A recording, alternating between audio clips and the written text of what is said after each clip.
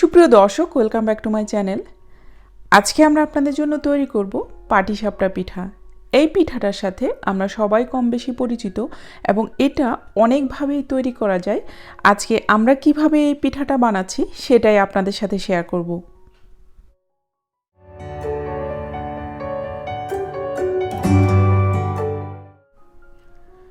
পাটিসাপটা পিঠা বানানোর জন্য প্রথমেই আমি এর ব্যাটারটা তৈরি করে নিচ্ছি, আর সেজন্য আমি এখানে দিয়ে দিচ্ছি 1 কাপ চালের গুঁড়ো, আর এটার সাথে আমি দিচ্ছি হাফ কাপ ময়দা।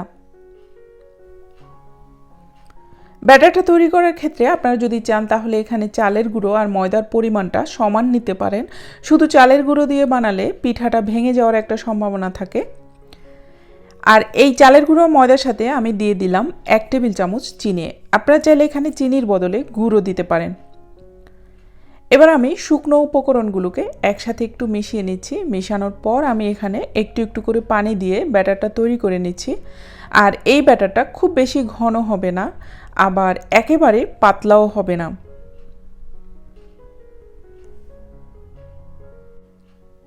পানিটা মেশানোর ক্ষেত্রে একটু একটু করে মেশানোই ভালো হবে, কারণ যদি খুব বেশি পাতলা হয়ে যায় তাহলে পিঠাটা ভালো হবে না।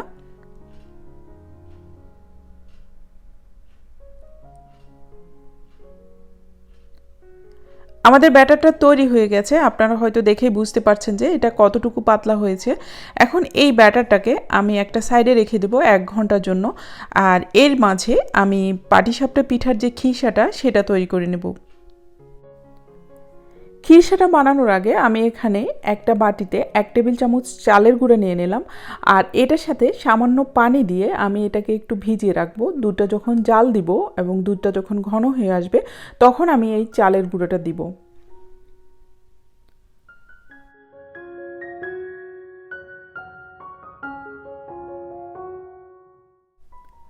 এবার আমি পাটিসাপটার যে পুর অথবা খিরসা সেটা বানাবো, আর সেজন্য আমি চুলাতে একটা কড়াই বসিয়ে এখানে 1 লিটার ফুল ক্রিম দুধ দিয়ে দিলাম। আর এই খিরসাটা বানানোর ক্ষেত্রে ফুল ক্রিম দুধ ইউজ করাই সবচেয়ে ভালো, কারণ খিরসাটা যত মজা হবে পাটিসাপটা পিঠাটা খেতেও তত ভালো লাগবে। দুধটাকে আমি প্রায় 15 মিনিটের মতো প্রথমে জাল দিয়ে নিয়েছি, আর দুধটা কালার একটু চেঞ্জ হতে শুরু করেছে, ঘন হয়ে আসছে। এবার আমি এখানে দিয়ে দিচ্ছি একটা তালের গুড়। আপনারা চাইলে এখানে খেজুরের গুড় অথবা চিনিও দিতে পারেন, তবে তালের গুড় অথবা খেজুরের রসের যে গুড়টা আছে সেটা যদি দেয়া হয় তাহলে ফ্লেভারটা খুব ভালো লাগে। আর প্রথমে আমি একটা চাকা দিয়েছি, যদি মিষ্টিটা কম মনে হয় তাহলে আমি পরে আরও একটা দিয়ে দিব। আর এই ক্ষীর সাথে আমি যে জিনিসটা দিব সেটা হচ্ছে চীনাবাদাম। আপনারা চাইলে এই বাদামের পরিবর্তে অন্য যে কোনো বাদাম নিতে পারেন আপনাদের পছন্দ মতো। আর এই বাদামগুলোকে আমি ব্লেন্ডারে একদম মিহি করে নিব, তারপর আমি এই দুধের সাথে মেশাবো। এবার আমি এখানে দিয়ে দিচ্ছি আগে যে চালের গুঁড়োটা আমি পানি দিয়ে ভিজিয়ে রেখেছিলাম, ওটাকে একটু নেড়ে তারপর দুধের সাথে মিশিয়ে দিচ্ছি। আর এই চালের গুঁড়োটা যখন দিবেন তখন দুধটাকে খুব ঘন ঘন নাড়তে হবে, যাতে চালের গুঁড়োটা দলা পেকে না যায়। এরপর আমি এখানে অ্যাড করে দেব ব্লেন্ড করে রাখা বাদামগুলো, আর এটাকে আমি পানি দিয়ে ব্লেন্ড করে নিয়েছি। আপনারা চাইলে এখানে দুধ দিয়েও ব্লেন্ড করতে পারেন। আর এই খিরসার সাথে আমি আর দিব হাফ চা চামচ এলাচের গুঁড়ো। আপনারা চাইলে এখানে গোটা এলাচও ইউজ করতে পারেন। সেক্ষেত্রে খিরসাটা হয়ে যাওয়ার পর এলাচটাকে তুলে ফেলে দিতে হবে, যাতে খাওয়ার সময় এটাতে কামড় না পড়ে। দুধটা একদম ঘন হয়ে গেছে, এখন চুলা জালটাকে আমি একদম লো করে দিয়েছি, আর এটাকে আমি আর একটু জাল দিব, তারপর আমি এটাকে নামিয়ে রেখে দেব। দর্শক, আমি চুলার জালটাকে বন্ধ করে দিয়েছি, আর আপনারা দেখতে পাচ্ছেন এটা কীরকম হয়েছে। এটাকে আমি এখন ঠান্ডা হতে দিয়ে দিব, তাহলে এটা আরেকটু আঠালো হবে। আমি যে ব্যাটারটা বানিয়ে রেখেছিলাম সেটা আপনাদেরকে একটু দেখিয়ে দিচ্ছি 1 ঘন্টা পর এটা কীরকম হয়েছে। আর আপনারা যদি দেখেন যে 1 ঘন্টা পরে এটা একটু ঘন হয়ে গেছে, তাহলে আরও সামান্য পরিমাণ পানি এটাতে দিয়ে দিতে পারেন। আমাদের সব কিছু রেডি, এখন আমরা পাটিসাপটা পিঠাগুলো বানিয়ে নেব। আর সেজন্য চুলাতে আমি একটা কড়াই বসিয়ে এখানে হালকা একটু তেল ব্রাশ করে নিচ্ছি।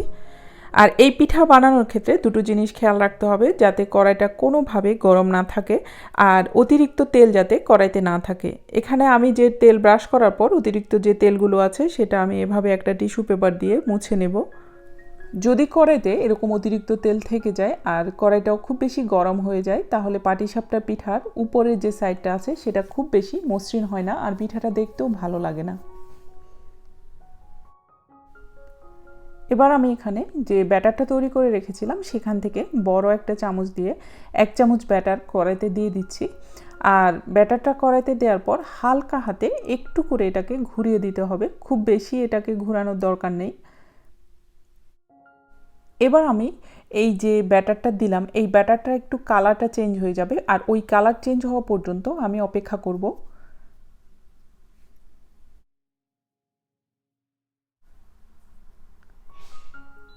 দর্শক আপনারা হয়তো দেখতে পাচ্ছেন যে এটার আস্তে আস্তে কালারটা চেঞ্জ হয়ে যাচ্ছে। ব্যাটারের যে সাদা ভাবটা আছে সেটা পুরোপুরি চলে গেছে। এখন আমি এখানে খিসা দিয়ে দিচ্ছি একটা চামচ দিয়ে। আর খিসাটা আমি পুরোপুরি ঠান্ডা করে নিয়েছি। ঠান্ডা হয়ে যাওয়ার পর এটা কতটুকু শক্ত হয়েছে সেটা আপনারা দেখেই বুঝতে পারছেন। আর খিসাটা আপনাদের পছন্দ মতো কম বা বেশি দিতে পারেন। এবার আমি একটা চামচ দিয়ে পিঠাটাকে এভাবে উল্টে দিচ্ছি। আর উল্টে দিয়ে আমি এটাকে 15 সেকেন্ডের মতো চুলার উপর রাখবো। এই পিঠাটা হতে কিন্তু খুব বেশি সময় লাগবে না।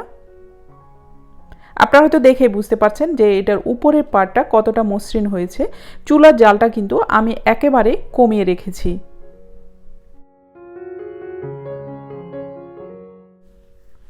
আমাদের পিঠাটা হয়ে গেছে, এবার আমি এটাকে তুলে নিচ্ছি। আর আপনাদের সুবিধার জন্য আমি আরও একটা পিঠা তৈরি করে দেখাচ্ছি।